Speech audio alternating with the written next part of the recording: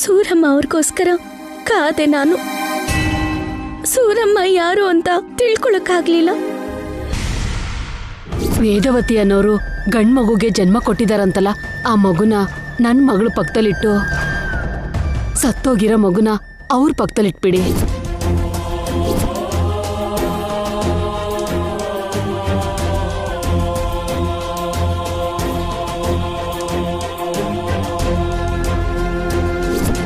ಭಗವಂತ, ಕಿಟ್ಟು ನಾವ್ ತಂದೆ ತಾಯಿ ಹತ್ರ ಸೇರ್ಸೋದೆ ನನ್ನ ಕರ್ತವ್ಯ ಅಂತ ನನ್ಗೆ ತಿಳಿಸೋದಕ್ಕೆ ಇಂಥ ಪರೀಕ್ಷೆ ಮಾಡ್ತಿದ್ಯಾ? ಈಗ ನಾನು ಏನ್ ಮಾಡ್ಬೇಕು ಅಂತ ಹೇಳಪ್ಪ. ಎಲ್ರೂ ಹೀಗೆಲ್ಲ ಮಾತಾಡಿದ್ರು ಅಂತ ಕೇಳಿಸ್ಕೊಂಡೆ ಅಲ್ವಾ? ಬೆನ್ನೆಲುಬಾಗಿರೋ ಭಾವ ಕೂಡ ಕೊನೆಗೆ ನಾನು ಗೆದ್ದಿಲ್ಲ ಅಂತ ಹೇಳ್ಬಿಟ್ರು. ನನ್ ಗೆಲುವು ನಾಳೆಗ್ ಮುಂದೋಗಿದೆ ಅಂತ ಅನ್ಕೊಂತಿದ್ದೀನಿ ಹೊರತು ಪೂರ್ತಿಯಾಗಿ ಸೋಲನ್ನ ಒಪ್ಕೊಳ್ಳೋದಿಲ್ಲ. ಅತ್ತೆ ಎರಡನೇ ಮಗ ಎಲ್ಲೇ ಇದ್ರು ಕರ್ಸು ಕರ್ಸು ತಾಯಿ.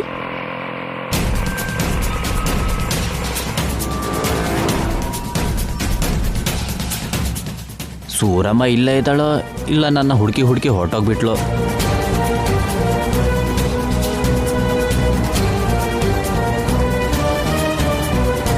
ಸುರೇ ಸುರೇ, ನಾನು ಅನ್ಕೊಂಡಿರೋದನ್ನ ಸಾಧಿಸೋದಕ್ಕೆ ನಾಳೆವರೆಗೂ ಸಮಯ ಇದೆ. ಅಷ್ಟರಲ್ಲಿ ಏನಾದ್ರೂ ಅದ್ಭುತ ನಡೆಯುತ್ತೆ ಅನ್ನೋ ನಂಬಿಕೆ ನನಗಿದೆ. ಸಂಕಲ್ಪ ಸಿದ್ಧಿ ಯಾಗದ ಫಲಿತಾಂಶವಾಗಿ ಅತ್ತೆಯವ್ರ ಮಗ ಬರಬೇಕು. ಅತ್ತೆ ಮಾವ ಸಂತೋಷ ಪಡ್ಬೇಕು. ನಿಹಾರಿಕೆಯಿಂದ ನನ್ನ ಕುಟುಂಬನ ನಾನು ರಕ್ಷಿಸ್ಕೋಬೇಕು.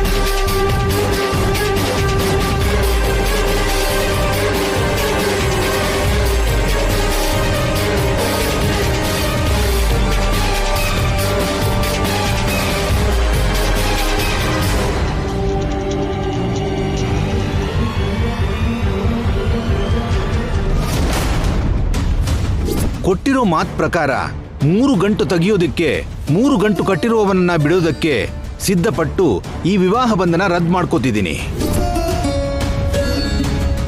ನಮ್ಮ ಬಂಧ ದೂರ ಆದ್ಮೇಲೆ ವೇದವತಿಯವರು ತನ್ನ ಮಗನನ್ನ ನಿಹಾರಿಕೆಗೆ ಕೊಟ್ಟು ಮದುವೆ ಮಾಡೋದ್ರಲ್ಲಿ ನನಗೆ ಯಾವುದೇ ಅಭ್ಯಂತರ ಇಲ್ಲ ಅಂತ ತಿಳಿಸ್ತಿದ್ದೀನಿ. ನೀವು ಲಾಯರ್ ಕೈಯಲ್ಲಿ ಬರೆಸಿರೋ ವಿಧದಲ್ಲೇ ಎಲ್ಲ ನಡೆಯುತ್ತೆ.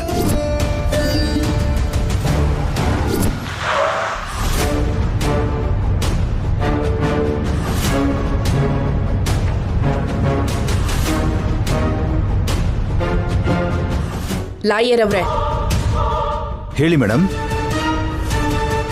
ಅವನಿ ಫ್ಯೂಚರ್ ಅಲ್ಲಿ ಕೂಡ ಶ್ರೀಕರ್ ಬೇಕು ಅಂತ ವಾಪಸ್ ಬರ್ದಿರೋ ಹಾಗೆ ಅವನಿನ ಸರಿಯಾಗಿ ಸಿಕ್ಕಾಕ್ಸಿ. ಅವನಿನ ಸ್ವಲ್ಪನೂ ನಂಬಾರ್ದು. ಬರೋದಕ್ಕೆ ಚಿಕ್ಕ ಜಾಗ ಕೊಟ್ರು ಎಲ್ಲಾನು ಬದಲಾಯಿಸ್ಬಿಡ್ತಾಳೆ. ಅಂತ ಅವಕಾಶ ಇನ್ನೂ ಅವನಿಗೆ ಇರೋದಿಲ್ಲ ಸರ್. ಈ ಪೇಪರ್ಸು ಅಷ್ಟು powerful. You don't worry sir. ನನ್ನ ಮಗಳ ಜೀವನದಲ್ಲಿ ಇಷ್ಟು ಕಾಲ ಗ್ರಹಣದ ಹಾಗೆ ಹಿಡಿದಿದ್ದ ಅವನಿ ಪೀಡೆ ಇವತ್ತು ದೂರ ಆಗ್ತಿದೆ. ನಡೀರಿ ಹೋಗೋಣ. ನಾವು ಅವನಿ ಮಾತನ್ನ ನಂಬಿ ಅನವಶ್ಯಕವಾಗಿ ಸಮಯನ ವ್ಯರ್ಥ ಮಾಡ್ಕೊಂಡಿರೋ ಹಾಗೆ ಅನ್ನಿಸ್ತಿದೆ ರೀ. ಹಿಂದೆ ಎಲ್ಲ ಕೆಲವು ವಿಷಯಗಳಲ್ಲಿ ತನ್ನನ್ನು ತಾನು ನಿರೂಪಿಸ್ಕೋತಾಳೆ ಅನ್ನೋ ಹಾಗೆ ಈ ಸಲನೂ ಹಾಗೆ ಮಾಡ್ತಾಳೆ ಅನ್ಕೊಂಡಿದ್ದೆ. ನಮ್ಮ ಮಗನ್ನ ನಮ್ಮ ಹತ್ರ ಕರ್ಕೊಂಡ್ಬರ್ತಾಳೆ ಅನ್ಕೊಂಡೆ. ಕೊನೆಗೆ ಹೀಗಾಗೋಯ್ತು. 10 ದಿನನ ಸುಮ್ನೆ ವೇಸ್ಟ್ ಮಾಡಿದಾಳೆ ಮಾವ. ನಾವ್ ಸುಮ್ನೆ ಫೂಲ್ ಆದ್ವಿ. ಮಮ್ಮಿ ಡ್ಯಾಡಿ ಲಾಯರ್ ಜೊತೆ ಬರ್ತಿದ್ದ ಹಾಗೆ ನಾವ್ ಅನ್ಕೊಂಡಿರೋದನ್ನ ಶುರು ಮಾಡೋಣ. ಅವನಿನ್ನ ಮನೆಯಿಂದ ಆಚೆ ಹಾಕೋಣ.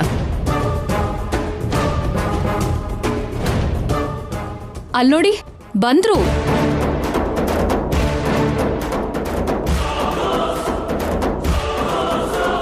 ನಾವ್ ರೆಡಿ ವೇದವತಿ ಅವರೇ.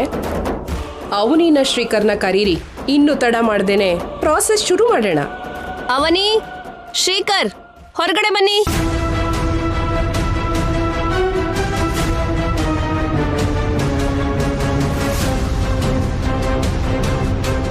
ಆಹಾ, ಕಟ್ಟುನಿಟ್ಟಾದ ಏರ್ಪಾಡು ಮಾಡ್ಕೊಂಡು ಲಾಯರ್ ಜೊತೆ ಬಂದಿದ್ದೀರಾ ಅಂತ ಆಯ್ತು.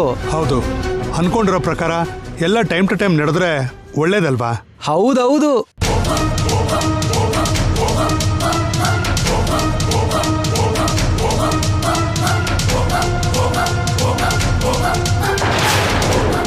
ಅವನಿ ಮನೆ ಬಿಟ್ಟು ಹೊರಗೆ ಹೋಗೋದಿಕ್ಕೆ ಲಗೇಜ್ ರೆಡಿ ಮಾಡ್ಕೊಂಡ್ಲಾ? ಇವತ್ತಿಂದ ಅವನಿ ನಿನ್ನ ಮಾಜಿ ಹೆಂಡತಿಯಾಗಿ ಬದಲಾಗ್ತಿದ್ದಾಳೆ ಬಾಮೈದ. ಅವನಿ ಆಚೆ ಹೋದ್ಮೇಲೆ ಅತ್ತೆ ಮಾವ ನಮ್ಮ ಮದ್ವೆಗೆ ಮುಹೂರ್ತ ಇಡ್ತಾರೆ ಶ್ರೀಕರ್ ಅವರೇ. ಏಯ್, ಇಬ್ಬರನ್ನ ಕರೆದ್ರೆ ಒಬ್ನೇ ಬಂದಿದ್ಯಲ್ಲೋ, ಅವನಿಯಲ್ಲಿ? ಬೆಳಗ್ಗೆಯಿಂದ ಫೋನ್ ಮಾಡ್ತಿದ್ದೀನಿ, ಸ್ವಿಚ್ ಆಫ್ ಬರ್ತಿದೆ. ಎಲ್ಲಿಗೆ ಹೋಗಿದ್ದಾಳೋ ಗೊತ್ತಿಲ್ಲ. ಯಾರಿಗೂ ಮುಖ ತೋರ್ಸಕ್ಕಾಗ್ದೆ ನಾವ್ ಕಳ್ಸೋಕ್ಕೂ ಮುಂಚೆನೆ ಹೊರಗಡೆ ಹೋಗಿದ್ದಾಳ. ಅದ್ ಹೇಗಾಗುತ್ತೆ? ಅಗ್ರಿಮೆಂಟ್ ಮೇಲೆ ಸಹಿ ಮಾಡ್ಬೇಕಲ್ವಾ?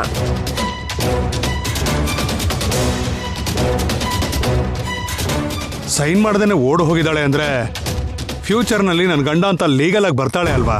ಹೌದೌದು, ಅವನಿನ ನಂಬೋಕೆ ಆಗಲ್ಲ. ಸಿಕ್ಕಿದ್ರೆ ಜುಟ್ಟು, ಸಿಗ್ಲಿಲ್ಲ ಅಂದ್ರೆ ಕಾಲ್ ಹಿಡ್ಕೊಳ್ಳೋ ಟೈಪು. ಸಹಿ ಮಾಡಿಸ್ಕೊಳ್ಳೋದು ತುಂಬಾ ಒಳ್ಳೇದು. ಅವಳನ್ನ ಕರೆಸೋ ಏರ್ಪಾಡು ಮಾಡಿ. ಅಷ್ಟರಲ್ಲಿ ಡಾಕ್ಯುಮೆಂಟ್ಸ್ ಮೇಲೆ ನಿಮ್ಮ ಸೈನ್ ಕೂಡ ಅಗತ್ಯ ಇದೆ. ಮೊದಲು ನೀವು ಸೈನ್ ಹಾಕಿ ವೇದವತಿಯವರೇ.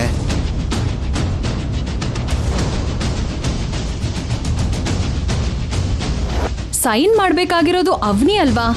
ಅತ್ತೆ ಸೈನ್ ಜೊತೆ ಏನ್ ಕೆಲ್ಸ ಇದೆ? ಸೊಸೆಯಾಗಿ ನಿಹಾರಿಕಾಗಿ ಮಾತ್ರನೇ ಅರ್ಹತೆ ಅವಕಾಶ ಇದೆ. ಅವನಿಗೆ ಇಲ್ಲ ಅಂತ ದೊಡ್ಡವರಿಂದ ಕೂಡ ಡಾಕ್ಯುಮೆಂಟ್ಸ್ ಅಗತ್ಯ ಇರುತ್ತೆ. ನಾಳೆ ಅವನಿ ಅತ್ತೆ ಮಾವನ್ನ ಡೊಮೆಸ್ಟಿಕ್ ವೈಲೆನ್ಸ್ ಅಂತನೂ ಇನ್ನೇನೋ ಅಂತನೂ ತೊಂದರೆ ಕೊಡದೇ ಇರೋ ಹಾಗೆ ನೋಡ್ಕೊಳತ್ತೆ. ಲಾಯರ್ ಅವ್ರು ಮಾಡ್ತಿರೋದು ಒಳ್ಳೆ ಕೆಲ್ಸನೇ ಅಲ್ವಾ? ಹಾಗೇನೆ ಚಾಲೆಂಜ್ ಪ್ರಕಾರ ಅವನಿ ಸೋತಿರೋದಕ್ಕೆ ನಾನು ನನ್ನ ಹೆಂಡತಿನ ಬಿಟ್ಟು ನಿಹಾರಿಕಾನ ಮದುವೆ ಆಗ್ತಿದ್ದೀನಿ ಅಂತ ಶ್ರೀಕರ್ ಹತ್ರದಿಂದ ಕೂಡ ಸೈನ್ ತಗೊಂಡ್ರೆ ಒಳ್ಳೇದು.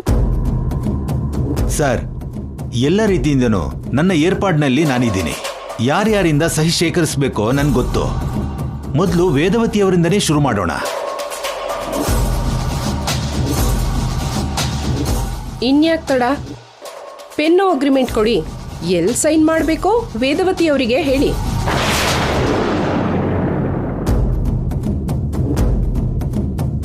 ಇಲ್ಲಿ ನೀವು, ಇಲ್ಲಿ ಪ್ರಸಾದ್ ರಾವ್ ಅವರು ಸಹಿ ಮಾಡಬೇಕು.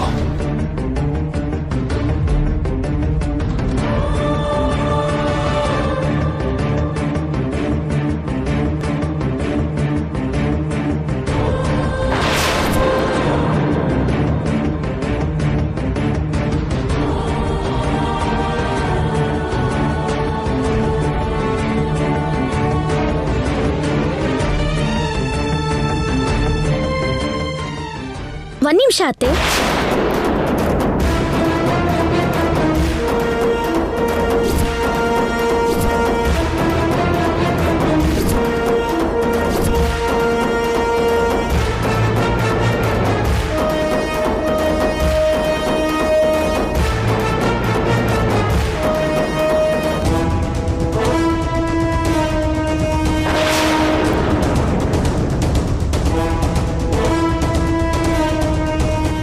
ಸೈನ್ ಮಾಡೋದಕ್ಕೆ ಯಾಕಿಷ್ಟು ಅವಸರ ಪಡ್ತಾ ಇದ್ದೀರಾ? ನೀನ್ ಮಾಡೋದಿಕ್ಕೆ ಇನ್ನೇನು ಉಳಿದಿದೆ ಅಂತ? ಬಾವಾ, ನಿನ್ ಕಣ್ ಮುಂದೆನೆ ಈ ತರ ನಡೀತಾ ಇದ್ರೆ ಸುಮ್ನೆ ಹೇಗ್ ನಿಂತಿದ್ಯಾ ಬಾವಾ? ಮಾರ್ನಿಂಗ್ ಇಂದ ನೀನ್ ಕಾಣಿಸ್ತಿಲ್ಲ. ಕೊಟ್ಟಿರೋ ಟೈಮ್ ಕೂಡ ದಾಟ್ ಹೋಗಿದೆ. ಇನ್ನ ನಾನು ಏನ್ ಮಾಡು ಅಂತೀಯ? ನಿಮ್ ಹೆಂಡತಿ ಹಠದ ಬಗ್ಗೆ ನಿನಗ್ ಚೆನ್ನಾಗ್ ಗೊತ್ತು ಅಲ್ವಾ? ಕೊನೆ ಕ್ಷಣದಲ್ಲಾದ್ರೂ ಗೆಲ್ತಾಳೆ ಅನ್ನೋ ನಂಬಿಕೆ ನಿಮ್ಗಿರ್ಬೇಕಲ್ವಾ? ನನ್ನ ಮಗ ನಮ್ಮ ಕಣ್ಣು ಮುಂದೆ ಬರ್ದೇನೆ ನೀನ್ ಹೇಗ್ ಗೆಲ್ತ್ಯಾ? ಏನೋ ಒಂದು ಹೇಳಿ ಇನ್ನೊಂದು 10 ದಿನ ಕಾಲಹರಣ ಮಾಡೋಕೆ ಹೊಸ ಪ್ಲಾನ್ಗಳನ್ನ ಹಾಕ್ಬೇಡ. ಬರಲ್ಲ ಅಂತ ಹೇಗ್ ಅನ್ಕೊಂಡ್ರಿ ಮಾವ? ನಾನು ಆಟಕ್ಕೆ ಇಳಿಯೋವರೆಗೂ ಅಷ್ಟೇ. ಒಂದ್ ಇಳಿದ್ಮೇಲೆ ಕೊನೆ ವಿಜಯ ಯಾವಾಗ್ಲೂ ನಂದೆ.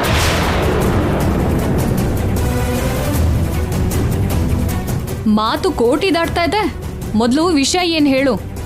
ಮೊದಲು ಈ ಅಗ್ರಿಮೆಂಟ್ಸ್ನ ಸುಟ್ಟಾಕಿ.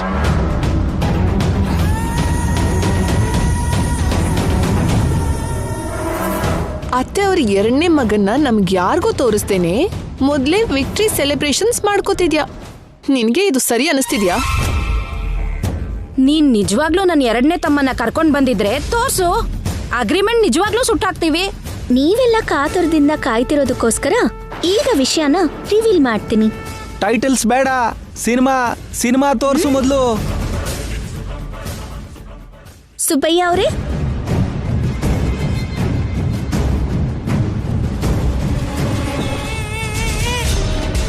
ಸುಬ್ಬಯ್ಯ ಅವರ ಅತ್ತೆ ಅವರ 2ನೇ ಮಗನಿಗೆ ಒಳ್ಳೆ ಹಳೆ ಹೆಸರಿಟ್ಟಿರೋ ಹಾಗಿದ್ದಾರೆ.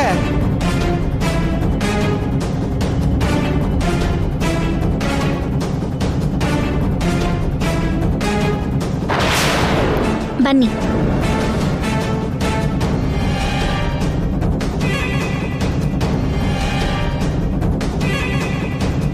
ಹೆಸರು ಹಳೇದ್ ಅನ್ಕೊಂಡೆ, ವ್ಯಕ್ತಿ ಕೂಡ ವಯಸ್ಸಾಗಿರೋನೆ.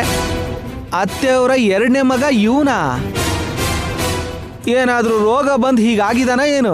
ನಾನು ರುದ್ರಪುರ ಗೌರ್ಮೆಂಟ್ ಹಾಸ್ಪಿಟ್ಲಲ್ಲಿ 30 ವರ್ಷದಿಂದ ಅಟೆಂಡರ್ ಆಗಿ ಕೆಲಸ ಮಾಡ್ತಿರೋ ಸುಬ್ಬಯ್ಯ ನಾನೇ.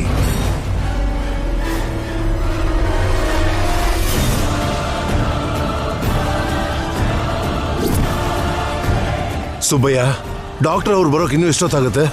ಅಲ್ಲಿ ಡೆಲಿವರಿ ಆಗಬೇಕಲ್ಲ ಸರ್, ಇರೋದೇ ಒಬ್ಬರು ಡಾಕ್ಟ್ರು.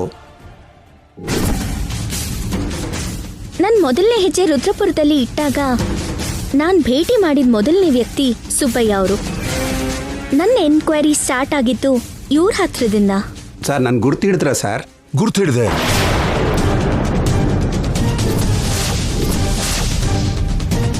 ರುದ್ರಪುರದ ಹಾಸ್ಪಿಟಲ್ಗೆ ನಾನು ಫೋನ್ ಮಾಡಿದಾಗ ರಿಸೀವ್ ಮಾಡಿದ್ದು ಇವನೇ ಅಂತಾಯ್ತು.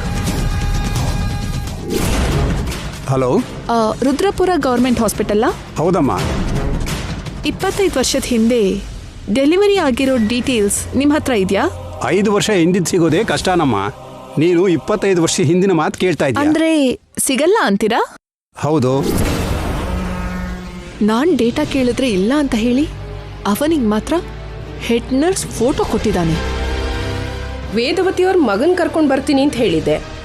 10 ದಿನ ಕಳೆದಿದೆ.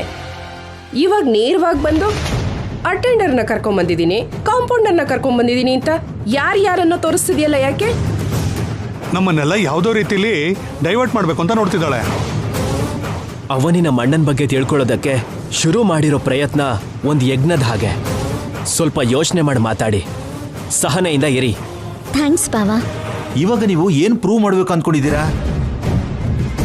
ಸ್ವಲ್ಪ ವೇಟ್ ಮಾಡಿ ಲಾಯರ್ ಅವರೇ, ವೇಟ್ ಮಾಡಿ. ರಾಜಿ ಅವರೇ,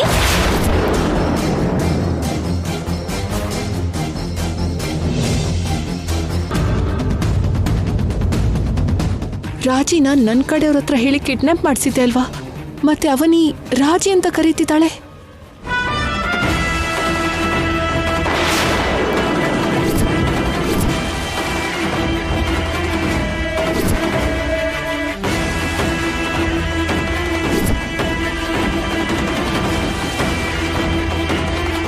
ನಮಸ್ಕಾರಮ್ಮ.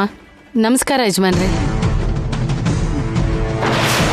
ನೀವು ರುದ್ರಪುರ ಆಸ್ಪತ್ರೆಗೆ 3ನೇ ಸಲ ಡೆಲಿವರಿಗೆ ಬಂದಾಗ ಡಾಕ್ಟರ್ ಜೊತೆ ಇದ್ದಿದ್ದ ನರ್ಸು ನಾನೇ, ಗೊತ್ತಾಯ್ತಮ್ಮ?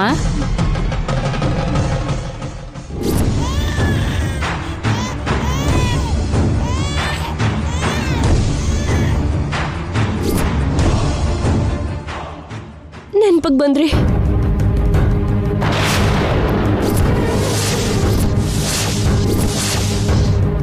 ಅಮ್ಮಯ್ಯ, ಈಗ ನನ್ನ ಕೆಲಸ ಸುಲಭ ಆಯ್ತು. ನಾನ್ ಶೇಖರಿಸಿರೋ ಆಧಾರಗಳ ಬಗ್ಗೆ, ಸಾಕ್ಷಿಗಳ ಬಗ್ಗೆ ನನ್ನ ಮಾತಲ್ಲಿ ಹೇಳೋದಕ್ಕಿಂತ ತೋರ್ಸೋದೇ ಒಳ್ಳೇದು ಅಂತ ಹೀಗೆ ಹೇಳ್ತಾ ಇದ್ದೀನಿ. ರಾಜಿನ್ ಕೂಡ ಕರ್ಕೊಂಡು ಬಂದಿದ್ದಾಳೆ ಅಂದ್ರೆ ನನ್ನ ಬಗ್ಗೆ ಕೂಡ ಹೇಳ್ಬಿಡ್ತಾಳೇನೋ. ಅಟೆಂಡರ್ ಬಂದ, ನರ್ಸ್ ಬಂದ್ಲು, ಹಾಗಾದ್ರೆ ಇವಾಗೇನು? ವೇಟ್ ಗೌತಮಿ ಅವರೇ, ವೇಟ್ ಮಾಡಿ. ಅತ್ತೆ, ಅವತ್ತು ನಿಮ್ಮ ಮಗ ಸಾಯ್ಲಿಲ್ಲ, ಬದುಕೇ ಇದ್ದಾರೆ ಅಂತ ಹೇಳೋದಕ್ಕೆ ನಿಜವಾದ ಸಾಕ್ಷಿ ರಾಜಿಯವರೇ.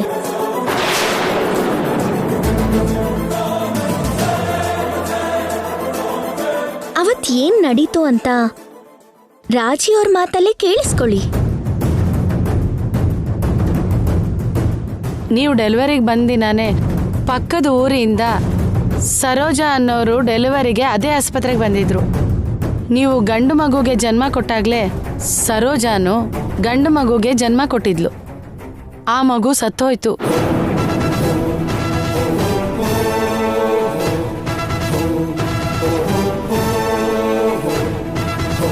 ಆಗ ಸರೋಜಾ ಅವರಮ್ಮ ಸೂರಮ್ಮ ನನ್ನ ಹತ್ರ ಬಂದ್ಲು. ವೇದವತಿ ಅನ್ನೋರು ಗಂಡ್ ಮಗುಗೆ ಜನ್ಮ ಕೊಟ್ಟಿದಾರಂತಲ್ಲ, ಆ ಮಗುನ ನನ್ನ ಮಗಳು ಪಕ್ಕದಲ್ಲಿಟ್ಟು ಸತ್ತೋಗಿರೋ ಮಗುನ ಅವ್ರ ಪಕ್ಕದಲ್ಲಿಟ್ಬಿಡಿ.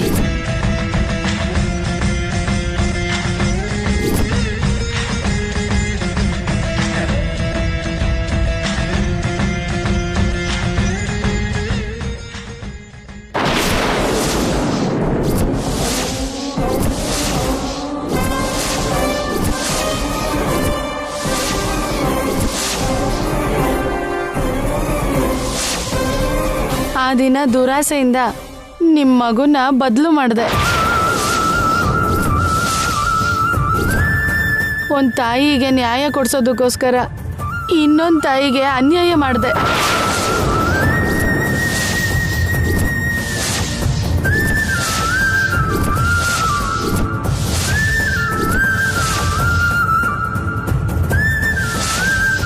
ಮನುಷ್ಯಳೇನಾ ನೀನು?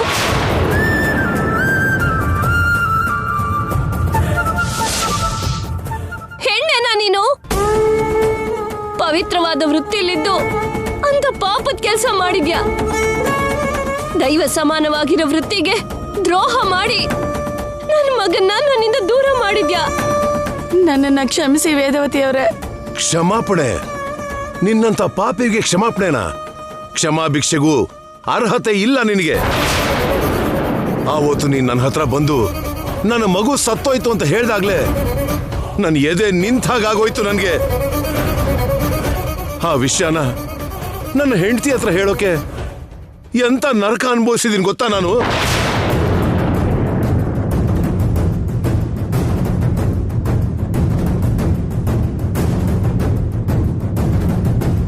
ಇದೆಲ್ಲ ನಿಜಾನೇನಾ? ನನಗೂ ಅದೇ ಅನುಮಾನ ಬರ್ತಿದೆ. ನಂಬೇಡಿ ವೇದವತಿಯವರೇ, ಇದೆಲ್ಲ ಯಾವುದೋ ಕಟ್ಕತೆ ಆಗಿದೆ. ಹೌದು ಪ್ರಸಾದರಾವ್ ಅವರೇ, ಖಂಡಿತವಾಗ್ಲೂ ನಿಮ್ ಹಿಂದೆ ಏನೋ ಗೇಮ್ ಪ್ಲಾನ್ ನಡೀತಾ ಇದೆ. ಗೇಮು ಪ್ಲಾನು ಅಲ್ಲ, ಅವನಿ ಖಂಡಿತವಾಗಿ ಎರಡನೇ ಮಗನ ಬಗ್ಗೆ ಕಂಡುಹಿಡ್ತಿದ್ದಾಳೆ ಅಂತ ಈ ಸಾಕ್ಷಿಯಿಂದನೇ ಅರ್ಥ ಆಗ್ತಾ ಇದೆ. ಹೆರಿಗೆ ಸುತ್ತ ನಡೆದಿರೋ ಕತೆನೆಲ್ಲ ಹೇಳ್ತಿದ್ದೀರಾ, ಆದ್ರೆ ಅತ್ತೆ ಎರಡನೇ ಮಗನ್ ಬಗ್ಗೆ ನೀವೇನು ಹೇಳ್ತಾನೆ ಇಲ್ವಲ್ಲ? ಹೌದೌದು, ಅಷ್ಟಕ್ಕೂ ಇವ್ರ ಜೊತೆ ನಮ್ಗೇನ್ ಕೆಲ್ಸ ಇದೆ? ಇವ್ರು ಹೇಳಿದ್ ನಿಜ ಅಂತ ಹೇಗ್ ನಂಬು ಅಂತ್ಯ? ಆ ಮಗನ್ ಕರ್ಕೊಂಡ್ ಬಂದು ಪ್ರೂವ್ ಮಾಡಿದ್ರೇನೆ ಅಲ್ವಾ ಇದೆಲ್ಲ ನಿಜ ಅಂತ ನಾವ್ ನಂಬೋದು. ನನ್ ಮಗ ಎಲ್ಲಿದ್ದಾನೆ? ಯಾರ ಹತ್ರ ಇದ್ದಾನೆ? ಮೊದ್ಲು ಆ ವಿಷಯ ಹೇಳು. ನಮ್ಮ ಹತ್ರ ಇದ್ದಾನೆ ವೇದವತಿ ಅವರೇ.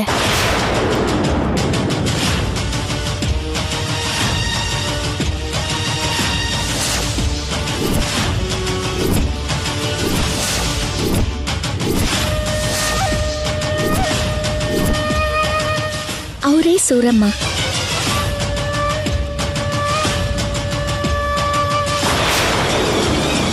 ಬನ್ನಿ ಸೂರಮ್ಮ ಅವರೇ.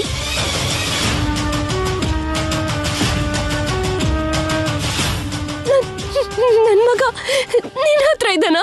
ಹೌದಮ್ಮ, ಅವತ್ತು ನನ್ನ ಮಗಳು ಮಾಂಗಲ್ಯ ಕಾಪಾಡೋಕ್ಕೋಸ್ಕರ ನನ್ನ ಮಾಂಗಲ್ಯ ತೆಗೆದು ಅಂತ ಪಾಪ ಮಾಡಿದೆ. ಅದಕ್ಕೆ ಶಿಕ್ಷೆಯಾಗಿ ನನ್ನ ಗಂಡನ್ನ ಕಳ್ಕೊಂಡೆ.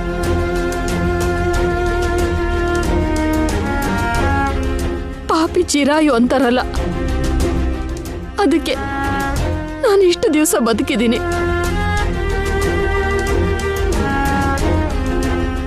ನಿಮ್ಮ ಮಗ ನಮ್ಮ ಹತ್ರ ಇದ್ದಾನೆ, ನಮ್ಮ ಬಡತನದ ಜೀವನದಲ್ಲೇ ಬದುಕ್ತಾ ಇದ್ದಾನೆ.